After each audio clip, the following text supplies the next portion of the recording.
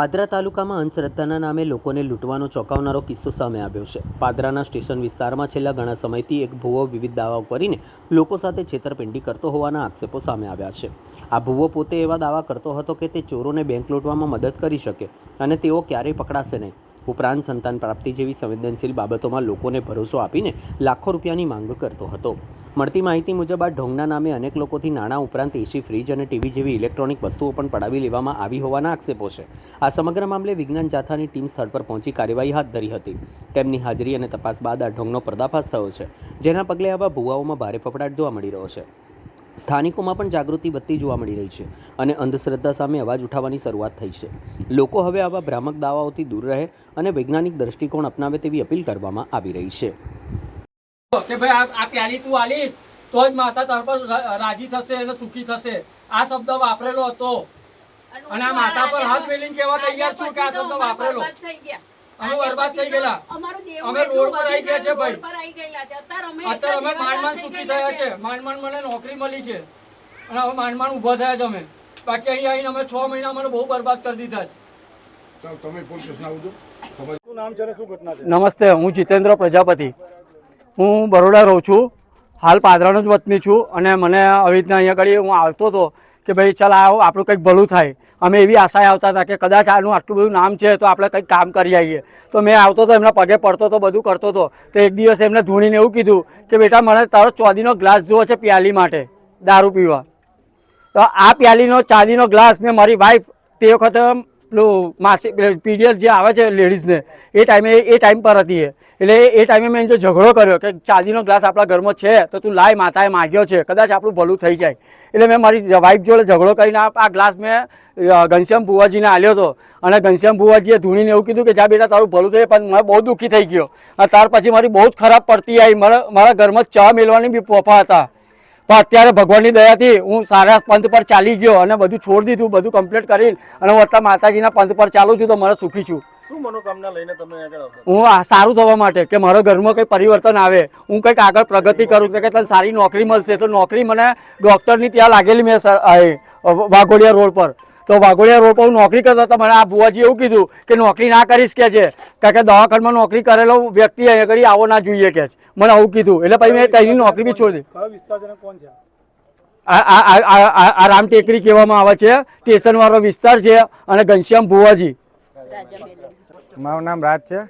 મને અહીંયા લાવવામાં આવેલો અને કીધું હતું કે તમારું શું છે, તો મને બધી વિધિના બામે બધા પૈસા લીધા છે મારી જોડે અને મારું એસી મારા નામે જ છે અને મેં મારી પાસેથી એસી લેવડાવ્યું હતું અને 3 લાખ રૂપિયા લીધા છે મારી જોડેથી। ચાંદીની 3 બુટ્ટી જે પાયા લાવે એ બી લીધેલા છે મારી પાસેથી। કોણ છે અને ક્યાંની ઘટના છે?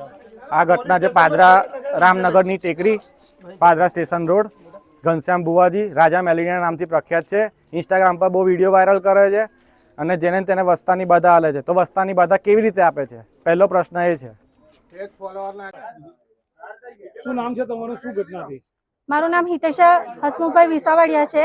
મને સંતાન નહોતા થતા એટલા માટે અમે અહીંયા આવ્યા હતા। અમને જાણ મળી હતી કે અહીંયાથી શ્રીફળ આપે છે અને એનાથી સંતાન પ્રાપ્તિ થાય છે। તો અમે બધી રીતે તૈયાર હતા, અમે કરવા માટે બધું કર્યું અને સાહેબ અમે એટલી વિનંતી કરીએ છીએ કે અમે જે બધું અમારી ઉપર જે વીત્યું છે ને હવે બીજા કોઈની ઉપર ના વીતે। અમે એટલી પ્રાર્થના કરીએ તમારા લોકો ઉપર। અમે આજે 8 મહિના અહીંયા ભર્યા છે। મારા માણસ ને અત્યારે હું ખોટું નહીં બોલું છું, બતાવું તમને અત્યારે 2 મહિનાથી અમારા ધંધા નથી અને દવાખાનાના ધંધા અમારા કરી દીધા છે। એને 51,000 રૂપિયા અમારી પાસે વિધિના કરીને લીધેલા છે। પારેખ છે, હું છેલ્લા 1.5 વર્ષથી અહીંયા આવતો હતો પણ અમે માતાની આશા અહીંયા આગળ આવતા હતા। અમને ખબર નથી કે આ રીતના ધૂતી લેશે। એવન હું મારી ગાડી બી એમને જ્યાં ડાયરા થતા હતા ત્યાં હું એમને લઈને બી જતો હતો વગર ની પૈસાની આશાએ હું એમની જોડે ફરતો હતો। પણ છેલ્લે એવું જાણવા મળ્યું કે આ ભાઈના થોડા ધંધા અવરા છે તો અમને ખબર પડી। તો અમે એમને બચાવવા માટે જેમની બબાલ થયેલી એની સાથે અમે એમને વાતચીત કરવા ગયા। ત્યાં અમારી ગાડી એમના છોકરાએ ખુદ જાતે તોડીને પછી એવું કહે છે કે તારી ગાડી તો ફલાણા ભાઈએ તોડી નાખી અને એ ગાડીનો મારી પાસે વિડીયો બી છે કે કોઈ છોકરો ત્યાં ગાડી તોડવા આવ્યો હતો। Housing board. તમારે શું કામ કરવા માટે આગળ આવતા હતા અને હાલ શું પરિસ્થિતિ? એકચ્યુઅલી અત્યારે તો પરિસ્થિતિ હાવ નબળી બની ગઈ છે અહીંયા આવ્યા પછી. જે મારું કામ હતું એ કામ બી પૂરું નથી થયું. ત્યાર પછી અમે ધીરે ધીરે મેં બંધ કર્યું તો મને એવું કહેવામાં આવ્યું કે આ તો મારી મિસિસ જોડે એનું ચક્કર હતું, એ એકબીજાનું એઠું પીતા હતા. એ બી રેકોર્ડિંગ મારી પાસે છે. પણ હું એ વ્યક્તિને હું મારી મા સમાન માનતો હતો. પણ મારી હાલ ભુવાજીએ મને આ શબ્દ કીધેલા છે. તો ભુવાજી ક્યાં અત્યારે ભુવાજી કઈ જગ્યાએ છે મને ખબર નહીં, એને ફરાર છે ભુવાજી.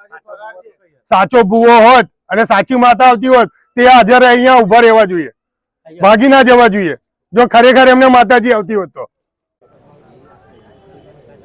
જયંતભાઈ, શું ઘટના છે? કયા વિસ્તારની અંદર ઘટના જે ઢોંગી ભૂવો છે તેને લઈને? પાદરામાં રામનગર વિસ્તારમાં છેલ્લા 10 વર્ષથી ઘરમાં માતાજીનો મઠ બનાવી લોકોના દુર્દર્દ મટાડવા, 25 પ્રકારના રોગ મટાડવા, અસાધ્ય રોગ મટાડવા, કેન્સર મટાડવા, સંતાન પ્રાપ્તિ વગેરે દાવા કરી અને રૂપિયા 1000થી માંડી 11,000થી 1,51,000 રૂપિયાની ફી વસૂલતો હતો. માતાજીનો ભાઈને ડર બતાવતો હતો. આ ભૂવો છે તે માતાજીને અમુક વ્યક્તિઓ પોતાની માનતા નામે દારૂ પણ ધરતા હતા તેવી પણ હકીકત અમારી પાસે આવી છે. તો અમે અનેક લોકો છેતરાણા છે. ફ્રીજ લઈ દો, ચાંદીના ગ્લાસ લઈ દો, માતાજીની ટેક રખાવે, જુદા જુદા વાર ભરાવે, રવિવાર, મંગળવાર, ગુરુવાર ભરાવે અને એક જાતની દુકાન ખોલી હતી. વિજ્ઞાન જાથા આજરોજ રૂબરૂ આવતા પાદરા પોલીસ સ્ટેશન સાથે રાખીને ફરાર થઈ ગયો છે. પોતાને માતાજી અત્યારે કોઈ પણ પ્રકારની મદદ કરી નથી અને આ ભૂવો જે બોલતો હતો અને લોકોને ભરમાવતો હતો એ પોતે જ ભાગી ગયો છે. લોકોએ આમાંથી બોધપાઠ લેવાની જરૂર છે. અમે લોકોને અપીલ કરી કે હિન્દુ, મુસલમાન કે ક્રિશ્ચન કોઈ પણ આવા ઢોંગી હોય તો એને ખુલ્લા કરી હિંમત રાખીને ફરિયાદ કરવા આગળ આવે તેવી જાથા અપીલ કરે છે. કયા પ્રકારની ફરિયાદ મળી હતી આપને? અમારી પાસે જે હકીકત આવી છે સંતાન પ્રાપ્તિ છે. બીજું લોકોને ભાઈને માતાજીનો ડર બતાવીને 51,000 રૂપિયા ફ્રીજ લઈ દેવું છે, પોતાના વસ્તુ સાધનો વસાવવાના છે, વાહન ખરીદી કરતો હતો. આ બધીને માતાજીનો ડર ને ભયના નામે લોકોની પાસે વસૂલતો હતો. બેંક લૂંટશે તો તેનો ચોર પણ નહીં પકડાય તેવું પોતે એવો પણ ધૂણતા દાવો કરે છે. ધૂણવાવાળા અને સવારીવાળા આખા ભારતની અંદર અમે 2800થી વધુનો પડદાપદ એક પણ સાચો નથી નીકળ્યો. આ ઢોંગીનો એમાં ઉમેરો થયો છે. આ ઢોંગી સંપૂર્ણ ખોટો છે અને એનો જરા પણ વિશ્વાસ ન કરવો. પોતે બેંક લૂંટે તો એનો ચોર પણ પકડાય નહીં એવો દાવો કરે છે. આ ધૂણવાવાળા તમામ માનસિક બીમાર કે સંપૂર્ણ ઢોંગી હોય છે એટલે લોકોએ એના પાસે ભરોસો ન રાખવો તેવી જાથા અપીલ કરે છે.